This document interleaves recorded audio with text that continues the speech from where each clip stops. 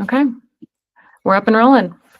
Okay, thank you guys for attending today's workshop. So today's topic is self-compassion, healing from within, how self-compassion can improve your life. I am Dr. Lauren Flynn. I am the lead therapist here at Flowly. Um, I love the topic of self-compassion. This is something that I really care about, both in my roles as an educator, when I was training therapists to become therapists, when I was working in private practice. Self-compassion has always been so intertwined in the work that I do. And I do feel like it's something that now I think there is a bit more attention to it. You can probably find podcasts that discuss self-compassion, but it, for most people, isn't something that they were brought up maybe learning about and fostering within themselves. So it's something that I love to be able to share with people and teach people on how to develop the skill, because self-compassion truly is a skill set. Most of what I will cover today is based on the work of Dr. Kristen Neff, who is a phenomenal author and researcher in the field of self-compassion. So if today's topic sparks interest for you, I do recommend that you start with her work. She has some great books and workbooks on self-compassion, so I do recommend that as an area for you to dive into. As we get started, it's helpful to clarify what self-compassion truly is. For many people, they confuse the concept of self-compassion with self-esteem. Many of us are familiar with self-esteem much more than we are familiar with the concept of self-compassion.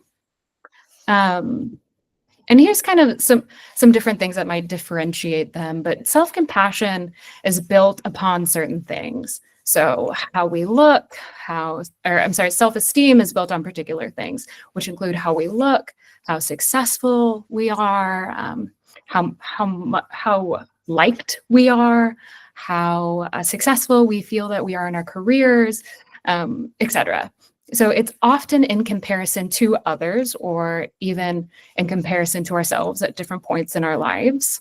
So having high self-esteem in one setting could also mean having low self-esteem in another, depending on what room you're in and what people you're surrounded by. And it ebbs and flows. So these certain things that we judge our self-compassion on, if it's our careers, our relationships, our looks, these things change. And so that means our self-compassion ebbs and flows according to these different, or our self-esteem ebbs and flows according to these different external standards. Whereas self-compassion isn't based on self-appraisal or self-evaluation. And the kindness and compassion that I show myself isn't determined by what my life looks like. So if I lose those things, the looks, the career, the money, all of those things, I can still have self-compassion. It's much more enduring than self-esteem, and it's much more based on consistent internal factors rather than external factors that we have no control over.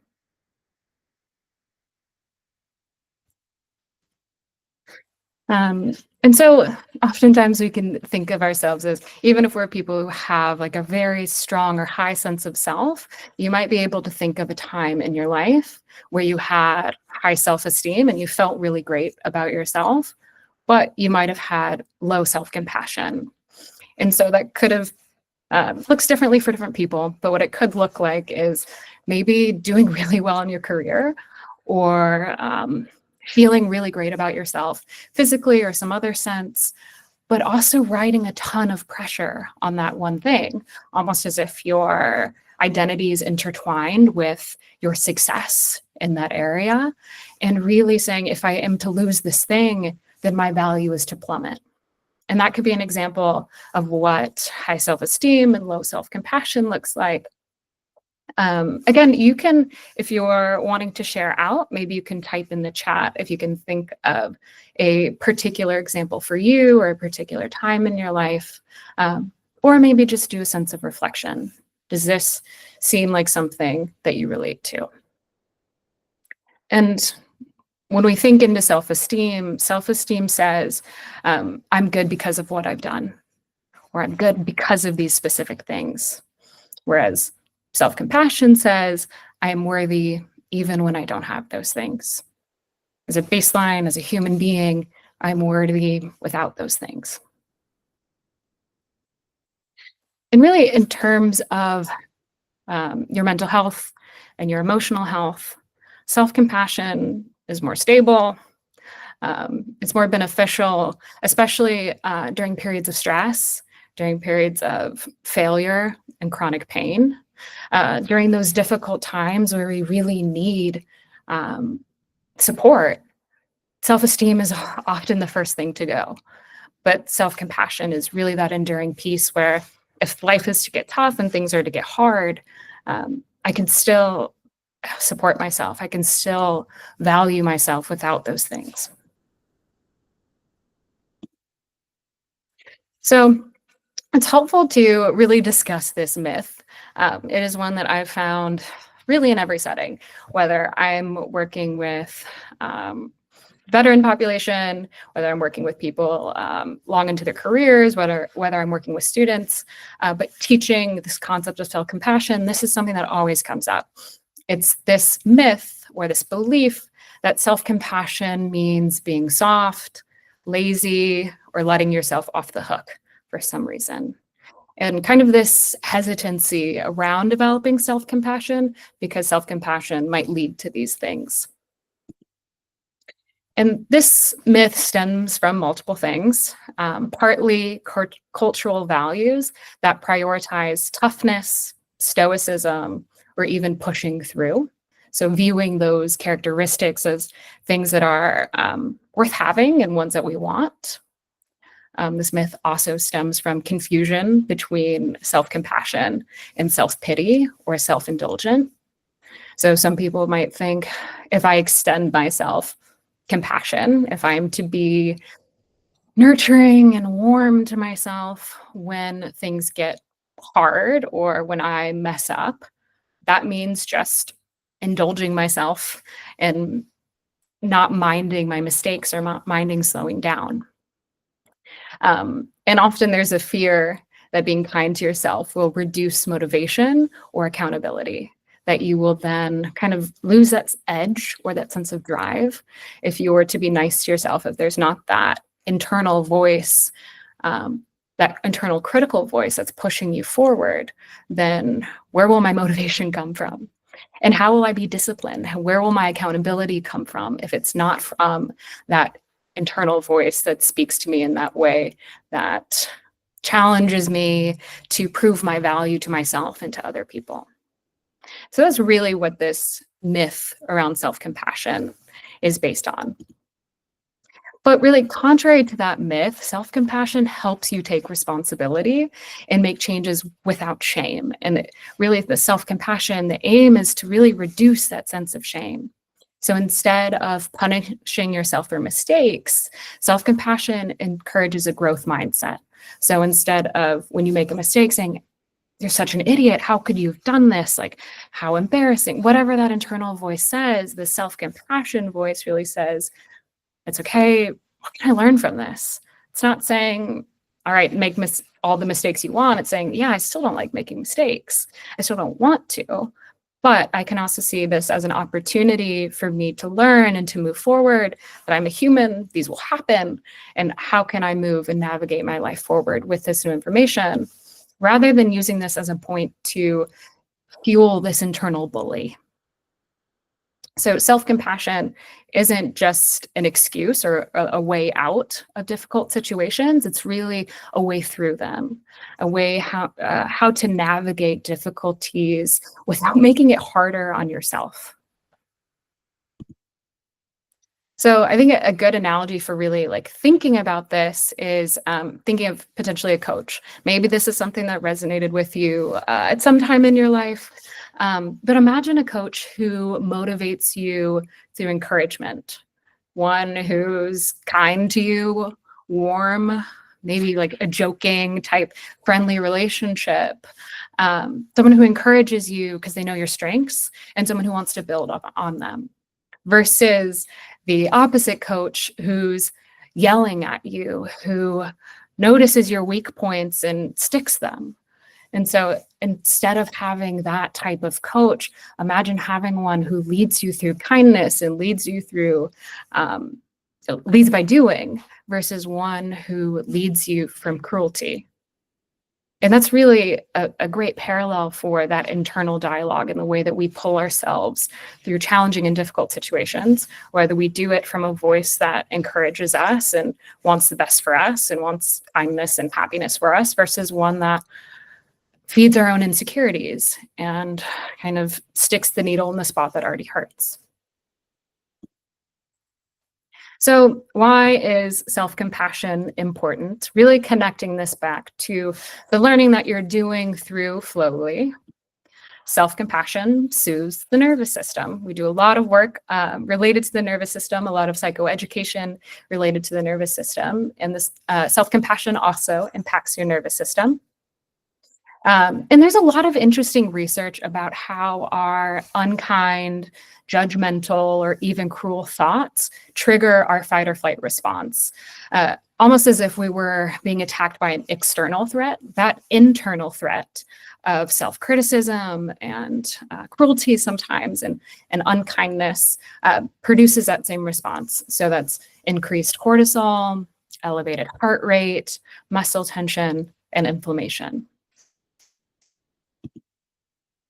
Whereas self-compassion really shifts the body into the rest and digest mode, something that we are really trying to teach all of our heroes who come through the program of what can we do to help our bodies, to ease our nervous systems, and to help us move into rest and digest mode. Self-compassion is one of these tools to help you do that. So self-compassion helps stimulate the vagus nerve, which slows your heart rate, regulates digestion, promotes feelings of calm and safety, and it encourages oxytocin release. And for those of you who might not know too much about oxytocin, what it is it's the neurochemical of bonding and connection. It's the chemical that's released after childbirth to facilitate bonding between the baby and its mother. It is that strong feeling of unity with others. And self-compassion sends our brains and bodies some messages of safety. So these messages of safety combat the messages of fear that activate the sympathetic nervous system and produce anxiety and pain within our bodies. So self-compassion truly is a way to combat the state that our body might be in, whether it's related, it feels related to the internal critic that we have, or if it's just other parts of life. If it feels as though work is causing us a lot of stress, our own pain is causing us a lot of stress. Using self-compassion as a tool can really help you to combat this fight or flight mode that our nervous systems are in. And so there are many other benefits of using self-compassion, and I'll just go through these real quick. But first one is improving emotional resilience. People with high self-compassion bounce back faster from setbacks, failures, or rejection. So something difficult can happen within their lives, and rather than really dwelling on it, ruminating, and creating a narrative around it that makes us feel worse about ourselves, it helps us to recognize what happened, learn from it, and pick ourselves back up and move on. It increases emotional intelligence. So self-compassion enhances awareness and regulation of emotions, and it helps you to understand your needs and limits more clearly.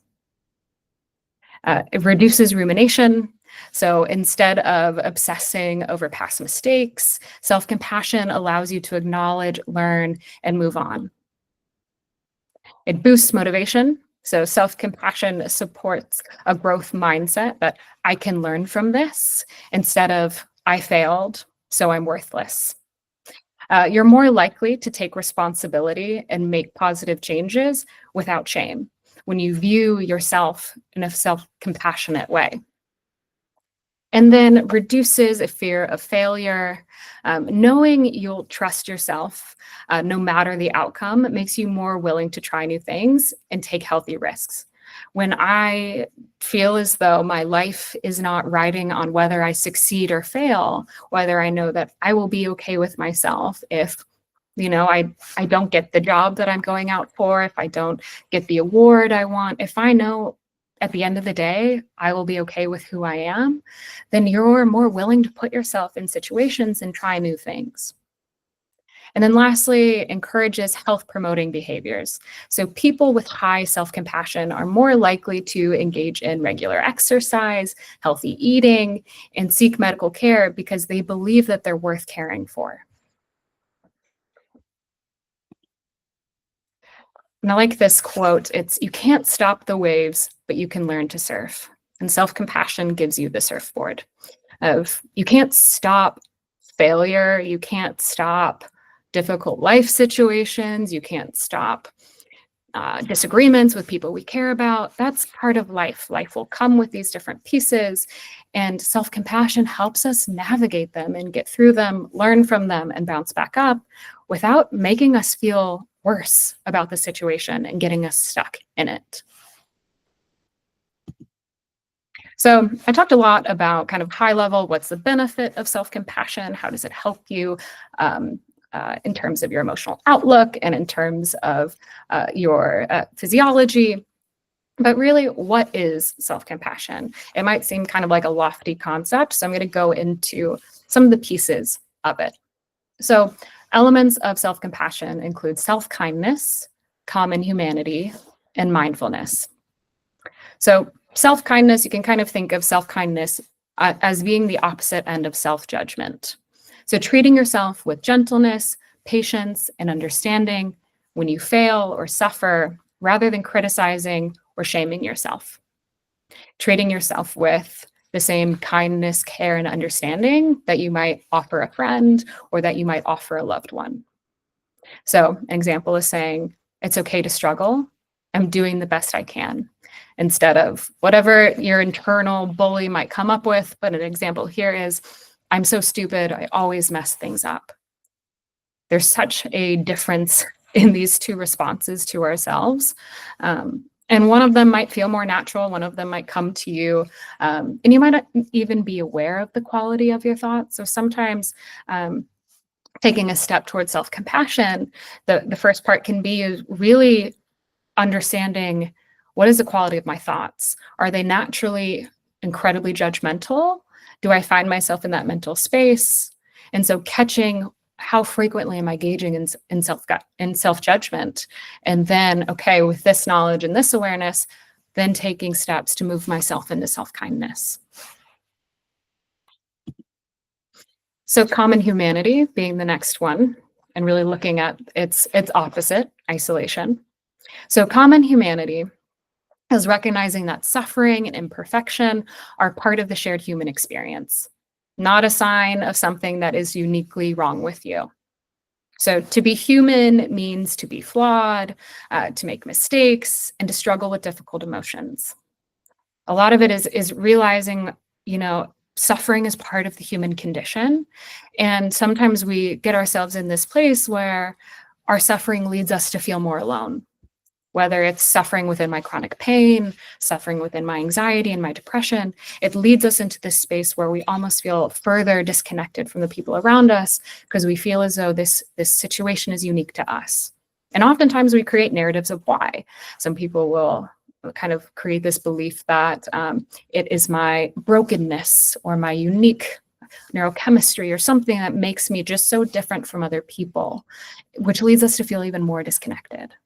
And so a big piece of this is, rather than pulling ourselves into isolation, recognizing that we're doing that and seeking out that sense of common humanity, of knowing everyone fails sometimes and I'm not alone in this experience, rather than thinking, why is this happening to me? And then the last concept, mindfulness versus over-identification. So I'll dive into this a little bit more to make it make sense, but being aware of your emotions and thoughts without suppressing them or getting completely swept away in them. And this means that we don't shut off our emotions or attempt to disconnect from them, even the difficult ones like insecurity or anxiety. we don't try to stuff them down and pretend that they're not there. We're able to acknowledge them and recognize them as part of the human experience. Part of the human experience is to have unpleasant emotions. So we're able to not acknowledge them without giving them more power and without letting them control us. I can recognize like my own anxiety without feeding into it, ruminating, creating narratives and stories around it that then allows it to control me, allows it to make my life smaller by controlling what pursuits I decide to do, and what decisions I make. So mindfulness really is riding the line of I'm not shutting down and pretending these emotions aren't there. It's part of being human is to have them, but I'm also not giving them power to control my life. Um, and so an example is observing I'm feeling sad right now rather than being consumed by this of I am my sadness, and I viewing the world through this lens. The next part on self-compassion that I'm going to really speak to is Kristen Neff really creates kind of this two-pronged approach to self-compassion that I really like. And so she calls it tenderness and fierceness. So these two pieces of self-compassion. Tender self-compassion is this warm mama bear type approach where you are nurturing, you are soothing, you are in tune to the needs of yourself and you're responding in a loving way. Sometimes thinking of that for yourself can be difficult for people, particularly people who have not seen that modeled.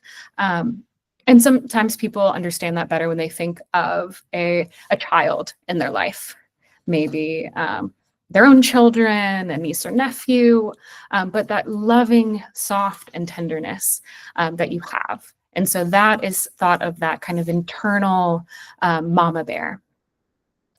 And this other piece here is this fierceness and this protectiveness of I love this person or this myself so much that I am willing to hold and respect my boundaries. I'm not going to let people treat me poorly. I'm not going to put myself in situations that harm me. I'm not going to allow myself to be harmed. And so I'm willing to take action. I'm willing to stand up for myself. I'm willing to identify my boundaries and reinforce them. So that fierce side of that mama bear is that other piece.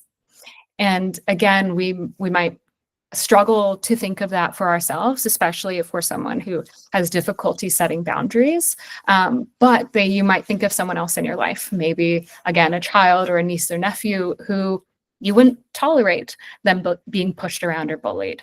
And so that part of you that it brings out, that protective nature, being able to call that within yourself of I have that tenderness, warmth towards myself, and I'm also able to tap into that fierceness and that protectiveness. And so those are really what Kristen Neff identifies as those two different sides of self-compassion. And here's another way of really visualizing that is many of us have an internal critic or an internal bully that we're used to living with. Sometimes we're not incredibly aware of it, but there might be certain times that you are. When you say something in public that you're embarrassed by, or you feel awkward, or you trip, or you do something, sometimes there's that internal bully who pops up and makes the situation worse by saying, oh, you're such an idiot, or how foolish, or how embarrassing, whatever it might say. Many of us have that internal bully. And really, self-compassion is trying to silence that bully by developing an internal cheerleader to counteract it, of having that internal voice that says, you know what, that was good enough, or great job, or it's something that helps feed that positive piece because we naturally have that internal bully, so many of us. So why not create an internal cheerleader to challenge it, and an internal protector who hears that internal bully's voice and is able to challenge what they're saying. So I really covered a lot of these different pieces of self-compassion and the way that Kristen Neff really breaks it down. I will say, though, something that I found consistently is that People might like the idea of self-compassion. They might see the value in it. But the piece that gets in the way for them is their difficulty of seeing their sense of the value for them, of this feeling of, I get it, but I don't feel like I deserve it. Like I would want my kids to have self-compassion. I would love my friends or the people in my life that I really care about. I would love for them to have this internal relationship. But almost when it comes to themselves, people really struggle to see and value themselves deeply enough to recognize that I deserve it too. I deserve that warmth and kindness and fierceness and protectiveness within myself just as much as everyone else does. And so this might be a thought that's coming up for you. And if it is, it's something that I want you to sit with. Do you like the idea of self-compassion and you would love it for the people in your life that you care about? But when it comes to you, you say, oh, it's just, I don't know that I have the time. I don't know if it's quite worth it. I want you to sit with this feeling and really challenge what comes up with it. Okay, so that really concludes some of the didactic piece. What I want to do next is a self-compassion meditation. I will say that there are many of these online. I love the guided self-compassion meditations that you can find on like YouTube, Spotify, any streaming platform. That are likely going to be better than the one that I do for you now. But finding a guided version is often a way to help push us into that headspace when it might feel unnatural for us to do it on our own. So I am going to really walk through this guided meditation with you. It's going to be relatively brief, but just as a practice for you for experiencing it. Feel free to find a comfortable position, get settled in, close your eyes, try to get the most from this experience. Okay. So begin by finding a comfortable seated position. Gently close your eyes or soften your gaze. Take a few deep breaths in through the nose and out through the mouth. Bring to mind a situation that's been difficult for you recently, something that causes you stress, frustration, or pain. Not the most overwhelming thing in your life, just something manageable, but something bothersome for you.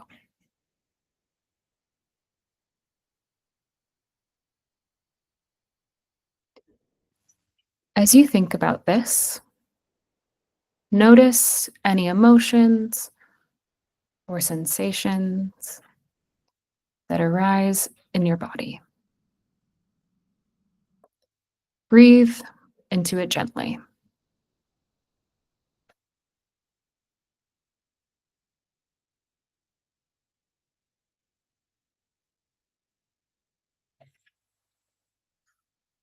Now, say to yourself, either silently or out loud or in your head, whatever feels right, say to yourself, this is a moment of suffering. Suffering is a part of life. I'm not alone. Others feel this too.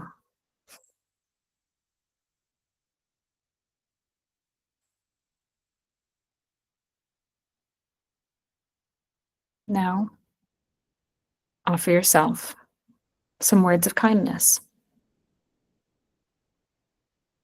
Maybe repeat to yourself, may I be kind to myself. May I wish good things for myself.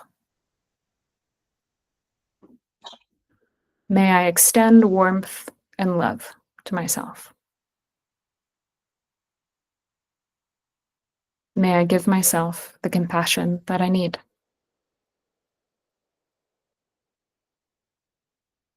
May I accept myself as I am.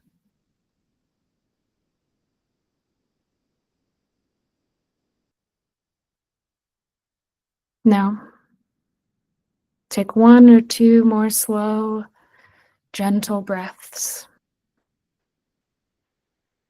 Place your hand on your heart if it feels comfortable. Just rest in this feeling of warmth and care. And when you're ready, gently open your eyes. Okay. I am not a meditation specialist or a yoga teacher by any means, but I do love guiding people through a specifically self-compassion approach, but a meditation to help recenter and calm them. So I hope that this was a nice moment for you. And that really does conclude our workshop for today. Just to provide some resources, again, I really pulled from Dr. Kristen Neff and her work on self-compassion. And if you have any interest in self-compassion, I would recommend starting with her work and her workbook. It's a really great guided way for you to dive into developing self-compassion. And that's all I have for you all. Thank you so much.